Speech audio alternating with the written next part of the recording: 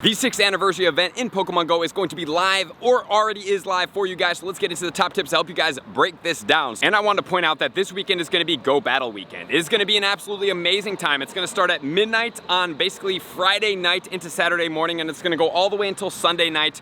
But I want to put this into your brains that you can get Frenzy Plant, Blast Burn, and Hydro Cannon on basically every single starter that has had it so far. So please make sure to tag those Pokemon that you are going to use and make sure to be efficient with that. So this event is going to go from the 6th at 10 a.m. all the way till the 12th at 8 p.m. local time. We're going to have some brand new shiny debuts, including the Charmeleon with a party hat, the Charizard with a party hat, and the Pikachu with the cake hat, and all of them do have shinies. And in this event, we have spawns, we have raids, and we have research and more. So let's not waste any time and get into my top tips, starting off with tip number 1.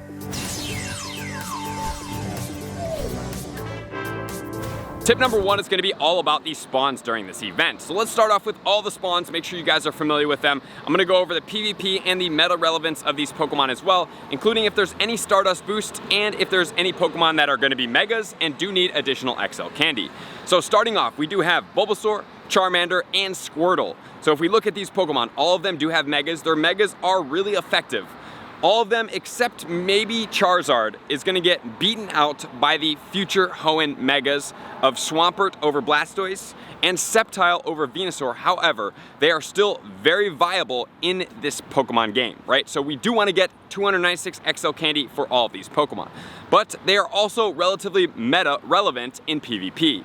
Venusaur is going to be ranked 62 in the Great League with 100% IVs at a 0, 14, 11 with Frenzy Plant and Sludge Bomb on that Pokemon. And then in the Ultra League, it's going to be ranked 18 with the same moveset. The 100% IVs is going to be a 1, 15, 14. And then we have Charizard that's going to be best ranked in the Ultra League at a rank of 35 with Dragon Breath, Blast Burn, and Dragon Claw. 0, 13, 15 is going to be the 100% IVs on that one. And then Blastoise in the Great League is going to be ranked 86 with Water Gun, Hydro Cannon, as well as Ice Beam. 100% IVs is going to be a 1, 15, 15. And in the Ultra League, same moveset at a 0, 12, 15. However, this one is going to be at level 48 and a half.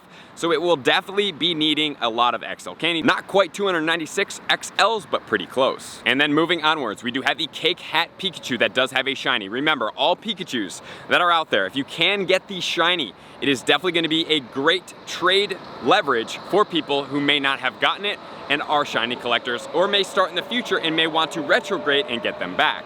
Which then next leads us into Machop. Machop is a shiny potential.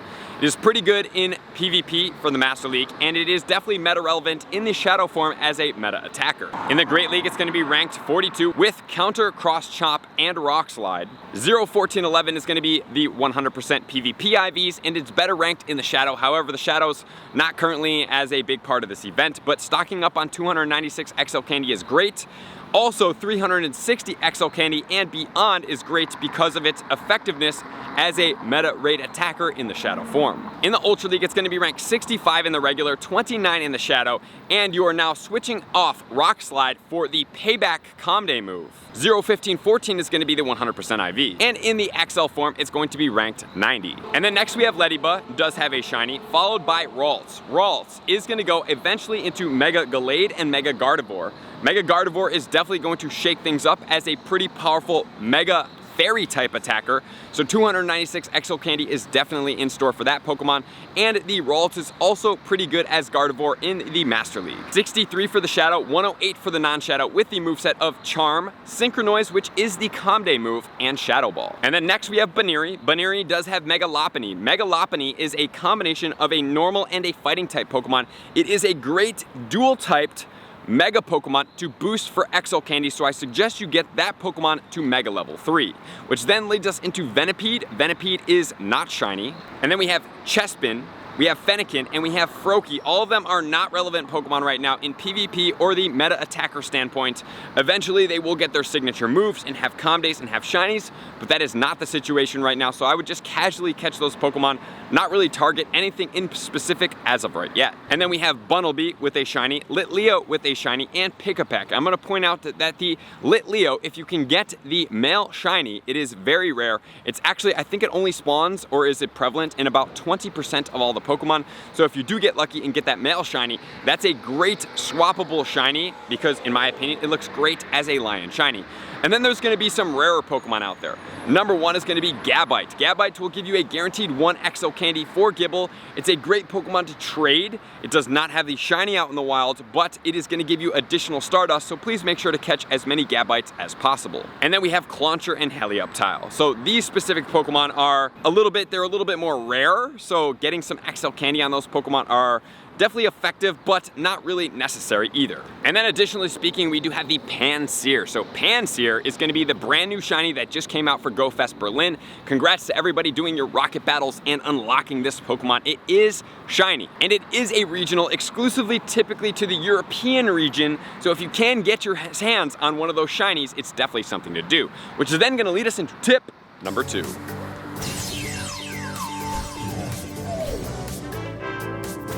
Tip number 2 is going to cover the raid battles. So in the 1-star raids, and I'm going to point out that we do have a tip for the 3-star and the combination megas that's going to capitalize on your time. We have the Pikachu costume, K-Cat, with a shiny. We have Dratini out there. We have Unknown E. I don't suggest you guys fall into the Unknown raid trap, because if you are going to Go Fest Seattle, there is going to be Unknown E, and the shiny rates are much higher because everything on the hour is going to change into an unknown spawn if it does persist as it did in Berlin. If you want to see my video out there, how to get yourself a shiny unknown, it's definitely an effective strategy to keep it up for you guys. And then we also have the Pansear in raids. Once again, spawning in the wild. Do I suggest that you guys go after a Pansear shiny in raids?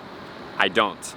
Just saying, also if you're going to Seattle, it's going to be there, which then takes us into the 3-star raids. We do have Blastoise, Charizard, and Venusaur. Charizard is going to have the party hat. However, I'm going to point out that I would not suggest raiding it in 3-star raids. I'm going to tell you why in a second.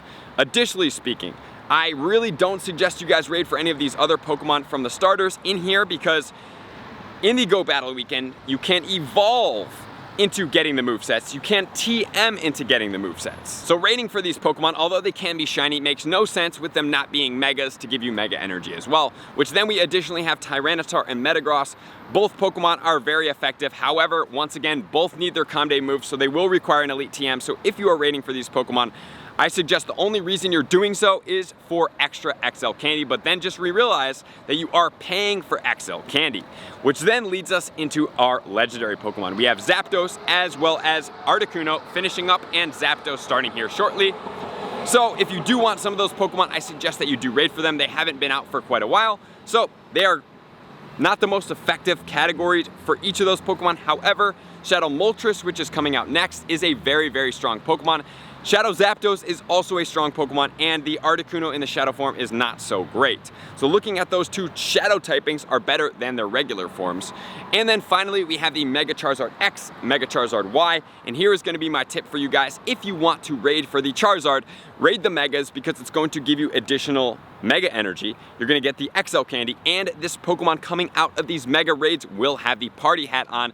So why not combine it all into one instead of trying to section off and not get Mega energy for your Charizard at the same time. So those are going to be the raid battles, which is going to lead us to tip number 3.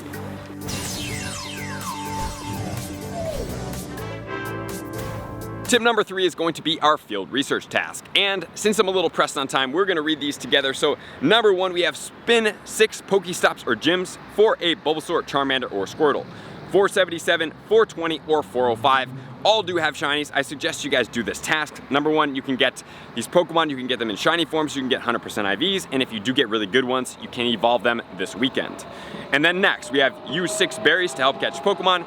Chikorita, Cyndaquil, or Totodile. Chikorita being the most effective in there because it's going to be the most effective in the Ultra League. However, to make the most effective in the Ultra League, it's going to be a 0, 14, 15, so unfortunately coming from the tasks, it's not really super crazy. Then we have catch 6 different species of Pokemon, which is going to give you a Trico 451, a Torchic 468, or a Mudkip of 483, and these Pokemon are going to be megas at some point, so they are going to be very effective to have XL candy for and to have 100% IVs because all of these Pokemon are going to be extremely strong, as I almost dropped my phone in the middle of this. Alright, so definitely check out those. And then we have the next one, which is going to earn 6 hearts with your buddy for a Piplup, Chimchar, or Turtwig. If you want the 100% IVs, you can check it out up here. I'm going to say dump this task. Number 1 is going to be a little tedious. Number 2, none of these Pokemon are meta relevant in either attackers or GBL, so it's very easy to skip that one over. Then make 6 curveball throws is relatively easy. You can do this. We have Oshawott, Tepig, and Snivy. Once again, easy to do, easy to complete, so I would suggest just doing that and getting on with it. Send 6 gifts and add a sticker to each. Honestly guys, Chespin, Fennekin, Froakie, not really relevant Pokemon right now. I would probably skip over that task as well because it does become a little tedious and it's not super easy to do. Then we have take 6 snapshots of wild Pokemon.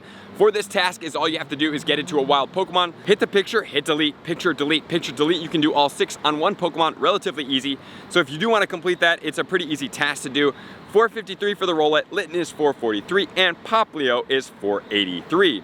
Then we have catch 6 Pokemon for either 10 Pokeballs, 5 Great Balls, or 2 Ultra Balls. Great to add to your collection, especially when we're getting into the Go Fest tips coming up soon here. And then we have make 6 nice throws for Mega Energy for either Venusaur, Charizard, or Blastoise. It will tell you depending on which task you do get. 6 nice throws, extremely easy to do. So with that said, let's get into tip number 4.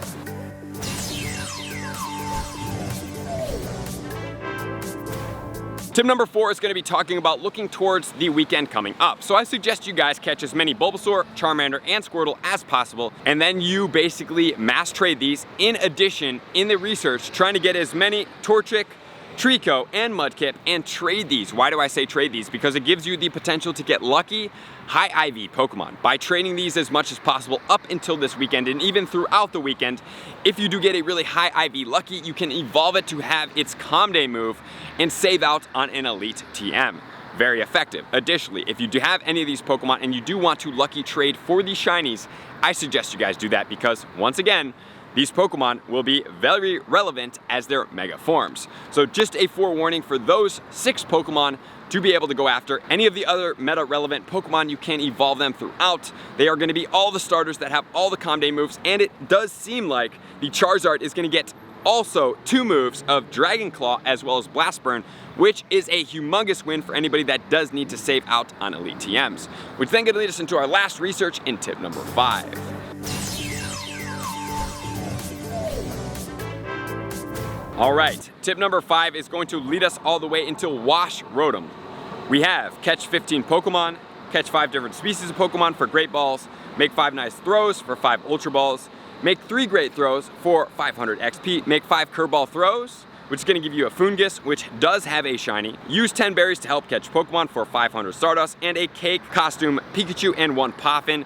Remember, the Cake Costume Pikachu 402 is the 100% IV coming from research. In stage number 2, we have play with your buddy for 5 raspberries, give your buddy a treat for 5 Nanab berries, take a snapshot of your buddy for 5 Pineapple berries, battle another trainer with your buddy while it's adventuring with you for 500 XP, earn 5 hearts with your buddy, which is going to be a EV encounter, and earn a candy exploring with your buddy for 500 Stardust for a Party Hat Charmander encounter. Remember, the Party Hat Charmander 100% IV is going to be 420 and 2,500 Stardust. Then we have take 5 snapshots of wild Pokemon for 5 potions, take a snapshot of a Charmander for 5 revives, take a snapshot of your buddy for 15 Pokeballs, take a snapshot of 5 different Pokemon for 500 XP, take a snapshot of a normal type Pokemon with a Meowth, does have a shiny, take a snapshot of 3 wild different fire, water, and grass type Pokemon for 500 Stardust, which then gives you a Pansear encounter and a Unova Stone, and the Unova Stone will allow you to evolve that Pansear. In stage number 5, we have spin 5 Pokestops or gyms for 20 Pokeballs, hatch an egg for 3 golden raspberries, and walk 2 kilometers for 3 silver pineapple berry. Then we have earn a candy exploring with your buddy for 500 XP, complete 5 field research tasks for 3 rare candy, and battle in a gym 3 times for 500 Stardust. For a Gibble encounter and a Battle Pass. And the Gibble 100% IV from Field Research is going to be 477. And then next we have send 5 gifts to friends for 5 potions. We have send 5 gifts and add a sticker to each for 5 revives. Transfer 15 Pokemon for 500 XP. Battle in 2 raids for a TM. Win a level 1 raid or higher for another TM. Power up a Pokemon 10 times for 500 Stardust. Then we have a Snorlax encounter and a Rocket Radar. The Snorlax coming out from Field Research is going to be 1382. And then finally we have claim rewards for basically 6,000 XP in total for grand total rewards of Wash Rotom, 2500 Stardust, and 2500 XP. And the Wash Rotom coming out of field research is going to be 1105. So there's a lot going on during this event. Guys, mainly play really hard, get a lot of XL candy, trade your starters that are going to be megas, and have a lot of fun, guys. Definitely. So thank you guys for tuning in as always. Likers, commenters, subscribers, Patreon members. Everybody take your support, subscription, participation to the next level. I'm going to see you guys out on the next video. Peace. I want to take this time to thank everybody who supports me in every facet. It means the world to me, and an extra special thank you to all my Patreons. I greatly appreciate the extra support to continue to allow me to pursue Pokemon Go full time, allowing me to create my daily video uploads in the most timely fashion for everyone's benefit. Plus, I get the amazing experience of sharing my creative processes behind the scenes and raiding all around the globe with select upper tiers. Thank you everybody for being a part of the Trainer Club. You all mean the absolute world to me, and I will see you guys out on the next video.